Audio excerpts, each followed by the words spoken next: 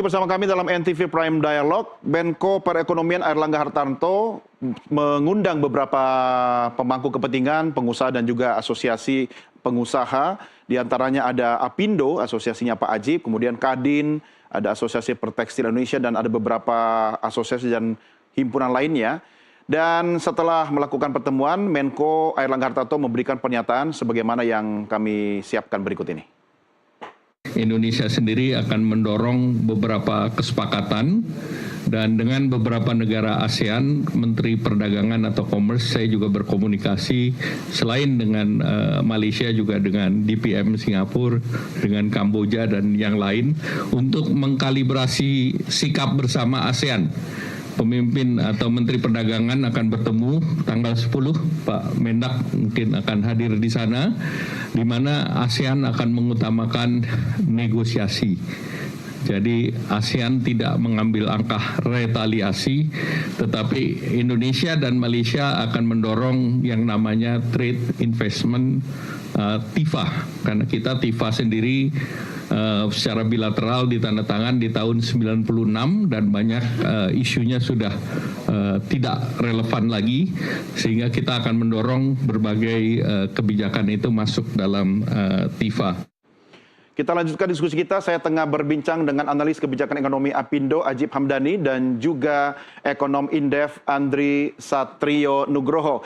Pak Andri, ini sejalan dengan statementnya Pak Ajib tadi bahwa lebih baik ada 4 usulan Apindo, yang satu itu negosiasi cepat ke Amerika Serikat. Kemudian Menko juga sudah mengatakan tadi, tanggal 10 nanti negara-negara ASEAN akan berkumpul, tujuannya sama, negosiasi. Kita tidak akan melakukan retaliasi. Apa yang bisa Anda sampaikan Pak Andri agar negosiasi itu kita bisa duduk sama rendah, berdiri sama tinggi dengan Amerika Serikat? Ya, menurut saya tentu harus di breakdown terlebih dahulu begitu ya, kekuatan Indonesia di mana, kekuatan US di mana begitu. Karena kita tahu tadi sudah disampaikan juga oleh Pak Ajib bahwa untuk defisit perdagangan saja kita hanya di posisi 15 besar gitu ya. Artinya itu tidak terlalu matter sebetulnya terhadap US, dan menurut saya hal ini yang menurut saya perlu didorong gitu.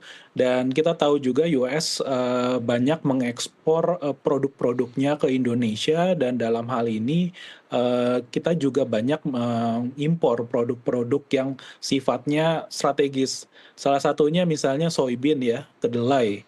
Ini kan kalau misalnya kita retaliasi, kedelai kita pasti akan mahal begitu ya, dan ya kita tidak ingin bahwa tempe, tahu dan juga kecap nanti harganya akan melambung tinggi, dan ini menurut saya menjadi bergeser dari isu ke ekonomi menjadi isu politik.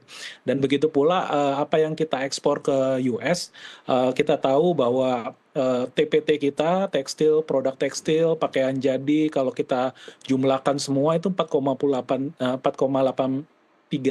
miliar US dollar, dan ini sangat besar, 18,4% dari total ekspor.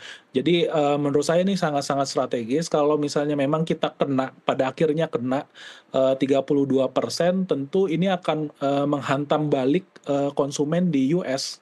Dan banyak di antara produk-produk pakaian jadi kita akhirnya jadi mahal di US begitu. Dan kita tahu sendiri bahwa US sendiri kan memberikan tarif yang cukup besar kepada China, Vietnam, dan negara-negara yang banyak mengekspor pakaian dan produk tekstil. Dan ini menurut saya sama saja sebetulnya, maju kena mundur kena. Pada akhirnya konsumen di US itu pasti akan terkena dampak yang cukup besar. Sekarang yang kita perlu dorong adalah di mana sebetulnya posisi tawar kita. Menurut saya kalau kita hanya berada di Indonesia saja begitu ya, sebagai Indonesia, menurut saya ini tentunya akan melemahkan kita sendiri. Makanya dari itu saya rasa gerbang dari ASEAN itu bisa kita gunakan. Tadi sudah di-mention juga tentunya akan melemahkan kita sendiri. Makanya dari itu saya rasa gerbang dari ASEAN itu bisa kita gunakan. Tadi sudah di-mention juga oleh Pak Ajib, bisa juga menggunakan BRICS begitu. Tapi kita tahu sendiri China sudah memiliki statementnya untuk melakukan retaliasi.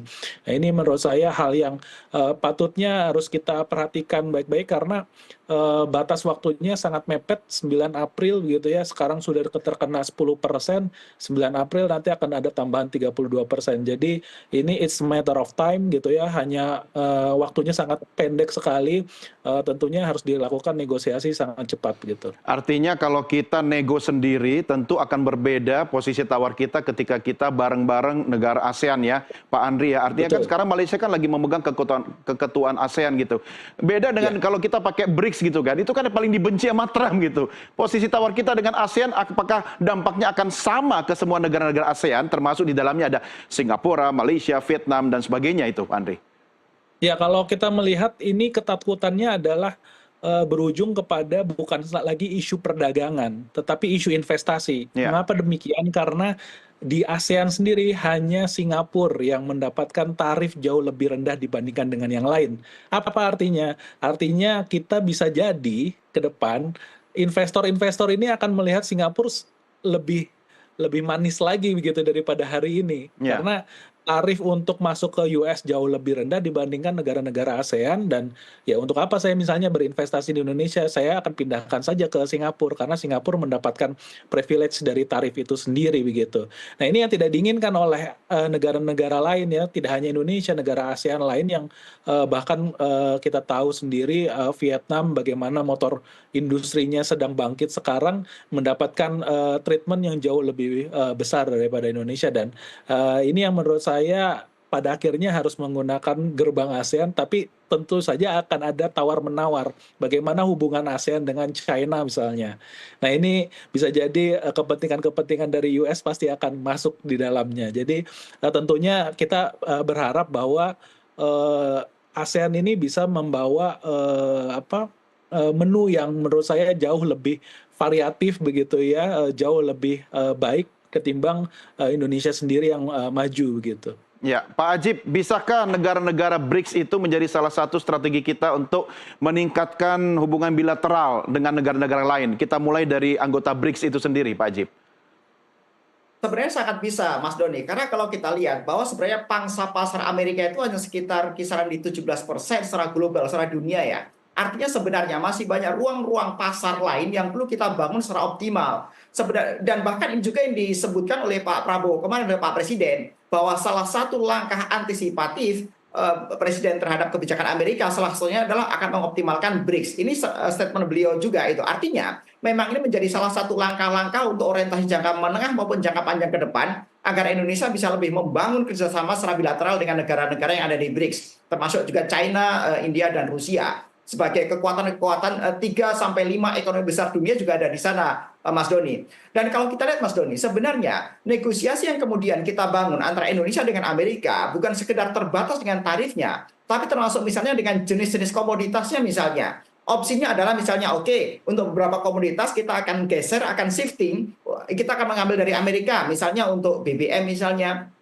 Kemudian komoditas-komoditas tadi Mas Andri juga menyampaikan untuk kedelai misalnya. Karena kedelai di Indonesia itu masih sekitar kurang 3 juta ton per tahun. Itu kebutuhan yang memang kita masih defisit. Dan kita bisa ambil sebagian besar kemudian dari Amerika. Termasuk misalnya sektor-sektor komoditas yang menjadi komoditas unggulannya Amerika yang HPP-nya rendah di sana. Dan produktivitas digital rendah misalnya termasuk kapas misalnya. Ya. Nah, jadi kondisi-kondisi seperti ini yang kemudian secara komprehensif harus menjadi bagian dari negosiasi antara Indonesia dengan Amerika. Tidak sebatas dengan tarifnya, tapi termasuk komoditas-komoditasnya. Tapi Mas Doni, satu hal juga yang perlu kita cermati adalah kemudian secara global, kita juga harus preventif terhadap potensi membanjirnya produk-produk dari negara-negara lain yang tidak terserap oleh Amerika. Ya. Karena ketika misalnya mereka lambat melakukan negosiasi dengan Amerika, kemudian dikenakan tarif tinggi dan kemudian konstruksi ekspor ke Amerika, kemudian barang-barangnya masuk ke Indonesia. Ini yang perlu kita cermati dengan baik. Jangan sampai kemudian ada efek samping bahwa kemudian terjadi banjir produk-produk dari luar ke dalam negeri. Artinya kemudian pemerintah juga perlu antisipatif terhadap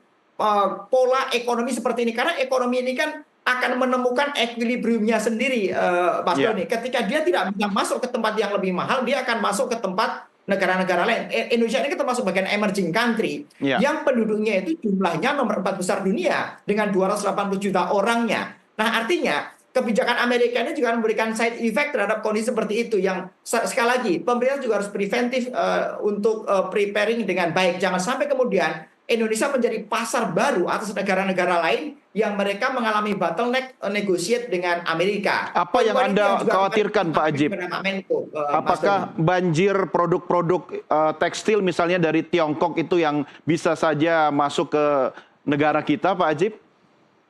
Itu juga sangat potensial karena sekarang bukan hanya dari Tiongkok, bahkan dari Vietnam, Thailand dan lain-lain itu karena mereka mempunyai nilai produktivitas yang tinggi dan kita ini Ya. kan sangat rendah. Makanya menjadi satu bagian tidak terpisahkan yang menjadi usulan Apindo terhadap Kemenko, Mas Doni, adalah bagaimana meningkatkan daya saing produk dalam negeri. Karena kita tidak hanya bisa berbicara parsial untuk selesai dengan kebijakan Amerika, ini kan hanya bersifat sporadik, ini hanya bersifat sementara saja. Tapi penyelesaian ekonomi jangka panjangnya adalah bagaimana Indonesia bisa meningkatkan produktivitasnya, Indonesia bisa meningkatkan daya saing atas komoditas-komoditas yang memang dibutuhkan. Kalau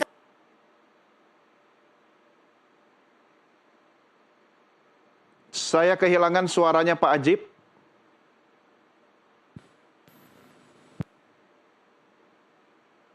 kita nomor 4 besar dunia loh, Ya. setelah dari India, China, Amerika, dan kemudian Indonesia nomor 4. Artinya sebenarnya Indonesia mempunyai daya tawar terhadap negara-negara dengan kekuatan ekonomi besar dunia lainnya, bahwa Indonesia punya market. Ketika mereka punya supply, kita harusnya bisa, kalau istilah Mas Doni tadi, kita bisa berdiri sama tinggi, duduk sama rendah. Paling tidak kita punya value di situ. Demikian Mas Doni.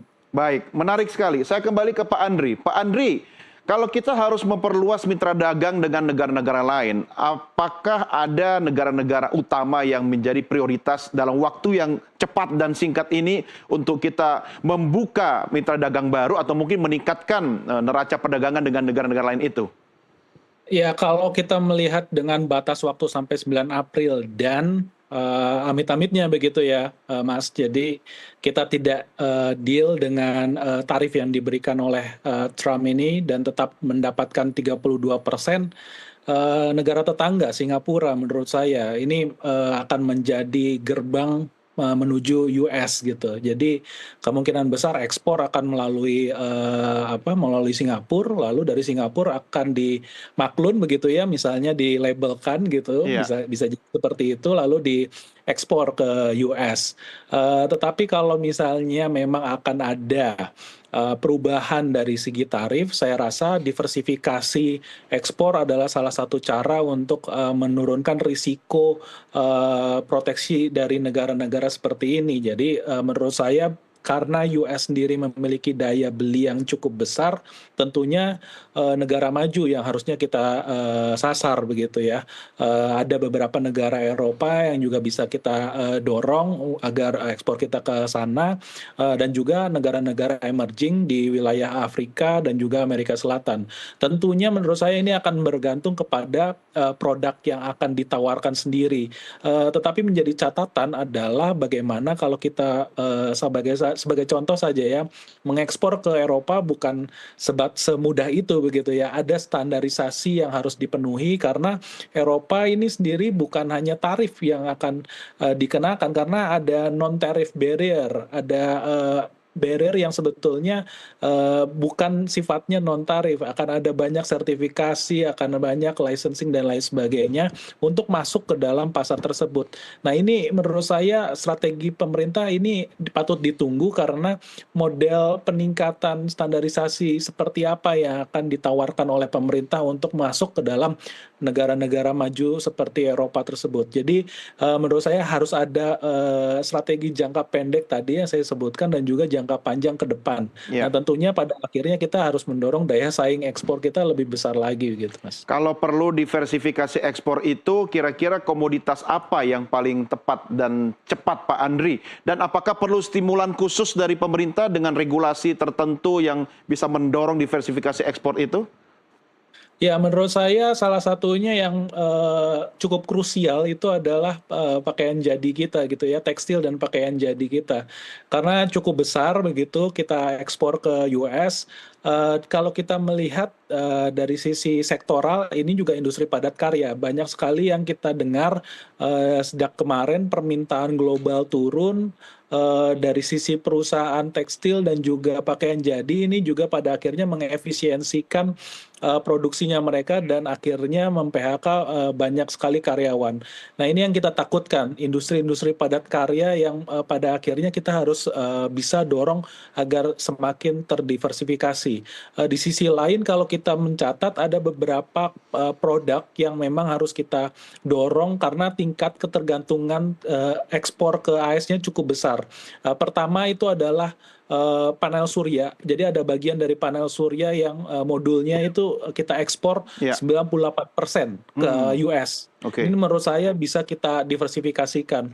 Yang selanjutnya adalah komoditas perikanan. Ada ikan tilapia di sana dan yang paling besar itu adalah komoditas udang. Ya, ini menurut saya udang ini 82% kita ekspor ke US dari total ekspor keseluruhan. Ini menurut saya tidak baik kalau misalnya akhirnya dikenakan tarif impor dan US berpaling ke negara lain misalnya seperti itu. Nah pada akhirnya petambak kita atau nelayan kita yang akannya terdampak begitu dari tarif yang cukup besar ini. Oke, saya kembali ke Pak Ajib. Pak Ajib, kalau keluar dari soal tarif kita ke non-tarif barrier, ini kan ada beberapa aspek yang mungkin menurut Anda bisa nggak meningkatkan posisi tawar kita soal lisensi impor, sertifikasi, TKDN, dan sebagainya. Apalagi ada rencana dari Pak Menko akan merevisi perjanjian dagang Indonesia dengan Amerika Serikat. Pak Ajib, komentar Anda. Ya, itu memang menjadi bagian dari negosiasi, termasuk misalnya TKDN, karena tentunya dari pihak investor dan luar negeri akan mereduksi katakan proporsi TKDN-nya agar mereka lebih efisien bisnis di sini misalnya. Ya. Ini menjadi salah satu contoh bahwa memang berbicara negosiasi tentang tarif ini hanya bersifat parsial, tapi secara komprehensif akan ada variabel-variabel dan kebijakan-kebijakan yang lain sebenarnya Mas Doni. Termasuk tadi TKDN, tarif perpajakan, masalah tax holiday dalam negeri, dan lain-lain. Dan saya pikir ini menjadi sebuah ruang yang terbuka untuk pemerintah, tapi kuncinya adalah bagaimana kita sama-sama membawa kepentingan nasional dan untuk penguatan ekonomi domestik dalam negeri, Mas Doni. Sepanjang orientasi ke arah sana, saya pikir dunia usaha juga sangat mendukung. Dan izin Mas Doni, tadi saya mencermati dari paparan Mas Andri tentang bagaimana masalah diversifikasi ekspor gitu ya. Ya. Saya sangat sepakat dengan hal itu. Tapi berbicara diversifikasi ekspor memang tidak bisa serta-merta dan dalam orientasi jangka pendek. Ya. Karena berbicara peningkatan nilai tambah dan berbicara masalah standarisasi, di Indonesia ini kan sangat lemah dalam hal tersebut. Sehingga barang-barang kita kurang bisa masuk ke luar negeri. Tapi kalau konteksnya adalah kita berbicara peningkatan nilai tambah, tentunya kami sangat sepakat dengan itu. Misalnya kalau kita lihat di sini, kita ini kan terjadi sebuah paradoks. Kita ekspor CPO misalnya, crude palm oil salah satu pengekspor yang terbesar dunia, karena kita salah satu yang mempunyai keluasan kelapa sawit terbesar di dunia, tapi kemudian energi kita masih impor. Padahal kita selalu menggalakkan berbicara B40, B50, B60, bahkan kita juga orientasi bahkan pengen B100 untuk beberapa tahun ke depan. Nah, tapi kan ini kurang eskalatif programnya. Dan program ini kan nggak bisa berjalan secara alamiah, Mas Doni. Dibutuhkan insentif dari bidang fiskal, moneter maupun kebijakan lain, sehingga kebijakan-kebijakan penguatan ekonomi dalam negeri seperti ini bisa lebih cepat gitu. Nah, tadi juga Mas Andri katakan menyinggung sektor maritim. Saya sepakat Mas Andri. Kita bisa bayangkan Mas Doni, sektor maritim kita begitu berlimpah potensinya, tapi hanya menopang sekitar 5% dari PDB Indonesia. Jadi kalau PDB kita di angka katakan 22.000 triliun misalnya, hanya sekitar 5% doang yang ditopang oleh sektor maritim. Karena kalau kita ekspor itu masih berupa raw kok. Coba kita cek. Ekspor misalnya ikan tuna misalnya, rata-rata masih dalam bentuk raw gitu. Tapi kemudian kalau kita bisa olah sehingga kemudian bisa meningkatkan nilai tambah maksimal, saya pikir ini akan memberikan dampak penguatan ekonomi dalam negeri. Bahkan beberapa saat terakhir ketika kita berbicara misalnya bagaimana ekspor benur misalnya. Itu kan kalau itu rata-rata orang yang bertambak di Thailand maupun Vietnam, itu rata-rata benurnya dari Indonesia, Mas Doni. Kalau kita bisa meningkatkan nilai tambah di Indonesia, saya pikir ini akan mendongkrak nilai keekonomiannya sebenarnya, Mas Doni. Jadi kalau berbicara sektor maritim, seperti yang tadi Mas Andri sampaikan, seharusnya Indonesia dengan sebutan negeri agraris dan maritimnya bisa menopang 10-15% dari PDB yang ada. Dan itu sangat mungkin sepanjang kemudian pemerintah memberikan ruang insentif yang tepat sasaran dan membangun sebuah ekosistem yang tertata dengan baik. Tapi begini Mas Doni, kalau kita sampaikan tadi tentang masalah penguatan ekonomi dalam negeri, problemnya adalah tentang bagaimana kita ini daya beli masyarakatnya yang kurang, terus pengangguran kita yang masih tinggi. Makanya kalau kembali saya membaca rekomendasi Apindo yang disampaikan kepada Menko Ekonomi, Pak Erlangga Hartarto, nomor 4-nya berbicara masalah revitalisasi sektor yang padat karya. Ini semata-mata adalah bagaimana seharusnya pemerintah punya orientasi jangka panjang. Pemerintah melakukan revitalisasi terhadap sektor-sektor manufaktur, terhadap sektor-sektor yang menyerap banyak tenaga kerja, dan melakukan deregulasi. Karena sekali lagi begini, berbicara masalah kebijakan tarif Trump, ini adalah hanya sebuah momentum, hanya sebuah pintu bahwa sebenarnya masih banyak problem yang lain di belakangnya yang harus kita selesaikan, dan ini menjadi satu paket kesatuan kalau kita ingin berbicara masalah penguatan ekonomi jangka panjang ke depannya, Mas Doni. Demikian. Menarik ya, kita negara maritim ya. Harusnya ini jadi pintu masuk hilirisasi di sektor maritim, Pak Ajib. Mungkin kita sudah lupa lagu kita dulu, nenek moyangku orang pelaut ya. Baik, Pak Ajib, Pak Andri, kita rehat sejenak. Kita lanjutkan diskusi kita di segmen berikutnya. Pemirsa, kami segera kembali sesaat lagi.